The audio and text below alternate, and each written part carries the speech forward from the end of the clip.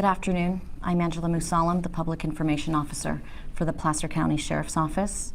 I'm joined by our Unified Command today, and we're providing an update on the investigation and search for KIELY Rodnni.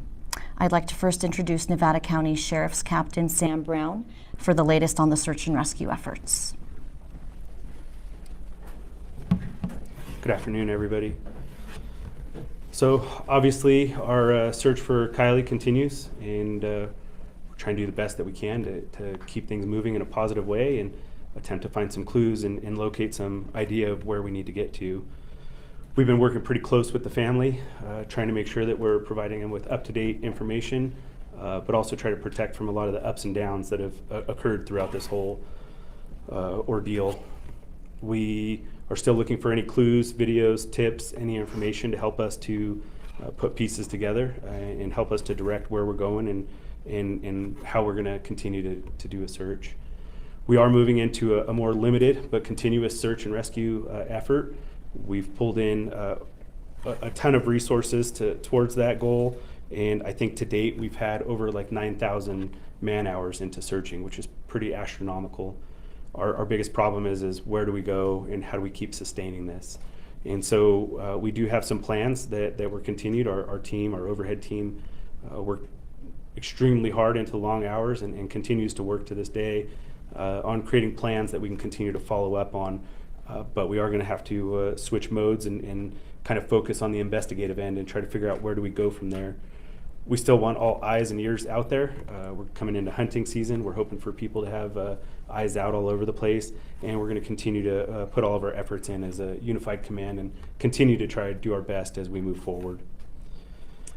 So in the last 10 days that we've been searching, there's been an incredible effort. There's too many agencies, too many people to thank, but it has been pretty astronomical, the resources from air support to ground support to divers and swimmers and you name it, and we probably called and asked for it. And I would say that the majority of resources came in a relatively quick period of time. As we start to transition into more of the background investigative stuff that's been going on and really putting emphasis on that, we continue to work with the detectives. The Nevada County Sheriff's Office is highly invested in that end, as we have been from the very beginning, and we're going to continue to try to do the best that we can to keep things moving forward. The biggest thing that I'd like to say from our end on the search effort is we really appreciate the outpouring of support that's been from the community, from the family, and everything that's been going on. The community members and even folks from outside the community coming in to help look for KIELY and continue doing that search on their own as well is extremely important and has helped us with a lot of, hey, where should we go and how do we do it? I've never seen such great support, but I want to make sure that everybody stays in a positive mode and continues to move forward, because we still need people to have their eyes and ears out there and keep working towards the goal. And our goal, which has never changed from the beginning, is to find KIELY Rodnni. Thanks. I'd like to now introduce Placer County Sheriff's Lieutenant Josh Barnhart for the most recent update on the investigation. Good afternoon. I would like to also thank KIELY's family for their continued support in this effort. It has truly been a feat. I'd like to commend the community for coming together to support us and all of their search and rescue efforts. I'd like to commend our own search and rescue and detectives, and also you, our media partners, for helping us put out the word about KIELY. We are committed to following through on all the tips that we receive. We are continuing to investigate leads from those tips. Today we have 50 plus detectives that are out and about interviewing and following up on those tips. We've married up with the FBI, our detectives in the FBI, to go out and do that. Another request is for more video. If anyone has more video that they have not submitted, please, there's no small amount of information for us. And more witness accounts from the party. If you have not come forward, if you were there and you saw something, please come forward and let us know. In closing, I'd like to say that we're putting the pedal down, that we're continuing to move forward this week, and that after this week we will be modifying things to a task force style. That means our resources we'll continue to move forward, but in somewhat of a different manner. Thank you.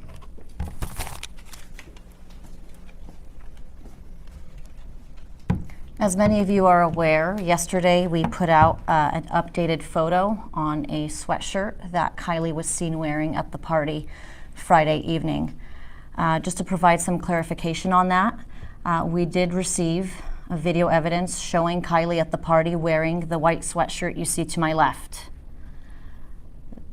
To clear up any confusion, that same day Kylie was loaned that black sweatshirt you see above the first sweatshirt. And we never detailed or said that she was wearing the black sweatshirt. We believe that Kylie was in possession of the black sweatshirt at some point during that evening, but we have received video evidence showing Kylie wearing the black sweatshirt, and she was seen at the party. I'm sorry, the white sweatshirt, excuse me. So I just wanted to clarify that portion. We've also received confirmation that there is a Ram sticker that is located on the back of Kylie's vehicle, right underneath the rear wiper blade. So we believe this is very important information for the community and anybody in the area who continues to call in any tips to see if they can clarify that they also see a Ram sticker on the back of Kylie's vehicle. That was one notable thing that we've noticed. As you know, we remain committed to finding Kylie. That is all the information we have to share right now. We will continue to share any updates as they come and as we are able to release them to the public, to our social media accounts. So at this point, the press conference will conclude.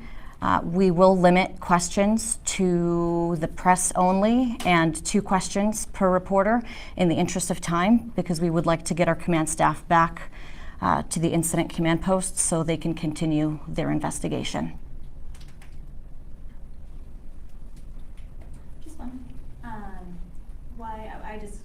Someone asked me why they haven't sent an Amber Alert yet. Is it because they didn't meet the criteria? So that question was answered very extensively, about 4 or 5 days in a row. I can have the California Highway Patrol elaborate on that if you can. Thank you. Sergeant Strecker with the California Highway Patrol and Truckee, and essentially, yes, there's very detailed and specific criteria for Amber Alerts. And as much as we might want to get that information out, the specifications on what has to be met in order to make that wasn't there. We, I think, collectively agree that the big social media push and whatnot that we've had has certainly reached a tremendous amount of people. So I personally feel very comfortable that our outreach in that capacity has accomplished what we could have accomplished with the Amber Alert. And certainly if things do change and that criteria changes, we would again apply for it and see if that'll happen from Sacramento. Sorry. You said possibly moving forward in a little bit of a different way. Can you say what that means in terms of personnel and search groups? Sure, I'll have Lieutenant Josh Barnhart answer that question. I figured that would come up. So we've identified lead investigators from each agency, Placer County Sheriff, Nevada County Sheriff, CHP, Truckee PD, the FBI, and we will be moving forward in a task force manner. That means that with these leads, we'll be able to cycle personnel through rather than having a large group of personnel here. It doesn't mean the investigation is going to stop. It will continue to move forward. I hope that answers your question.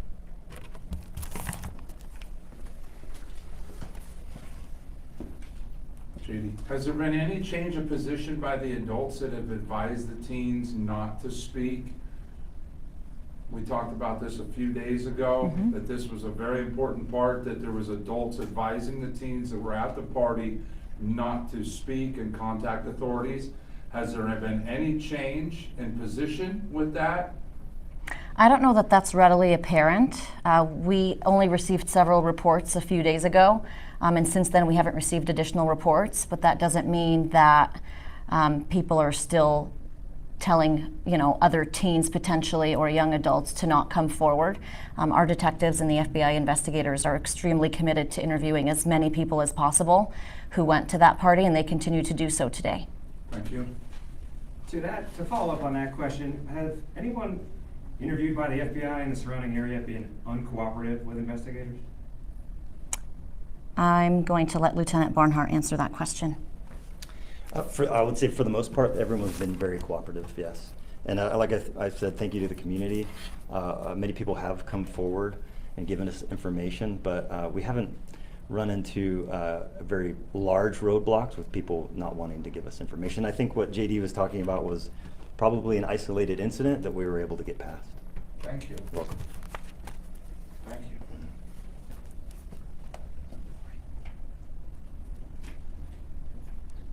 In the future, will you be able to release the image of Kylie wearing the pink and white shirt? That's up to the investigators, but at this point, we don't want to compromise the investigation, so this was the only photo we were able to release. Any more questions? Since the investigation is proceeding in a different way, will there continue to be press conferences and community meetings in the future? We will not be holding a community meeting today, but we will hold press conferences as needed. Am I allowed one more question? Sure. I have a question from the public, from my listeners. Sure. That went out and searched and used the CalTopo. And they want to ask that in what capacity have you used their searches within your searches? There, Captain Brown? Yeah, JD, thanks. That's a great question, and I would still put emphasis that even as the search goes into a limited and continuous mode, that map is still accessible. So anybody that's going out for the length of time that we don't have answers, I would recommend logging on and throwing those tracks out there.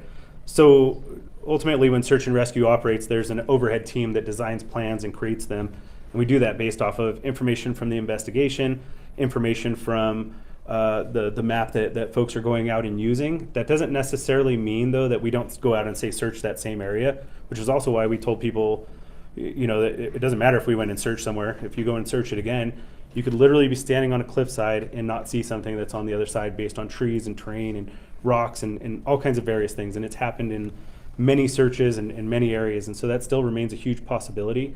But those tracks are taken into consideration as they come in of, okay, what kind of resource or what kind of push do we go? And is there really good coverage and is the land flat? Then that might indicate something versus if on a topographical map, if there's more slant and slope, and even though people may have walked on the top end, maybe we still need air support to get better eyes on it. But I would say that it has been a tremendous tool.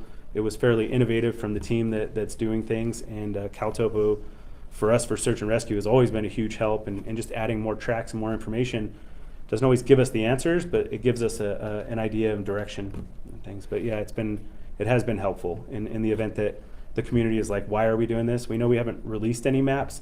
We're still not choosing to do that at this time. At a certain point, we may choose to do that, but it's been discussed, and it really doesn't give any benefit or help because we don't have a direction or clue of where to go anyway. So everybody's pretty familiar with where the epicenter of this all occurred, and it is worldwide from that point, expanding out of where do you go. So thank you, though, for that. No, thank you.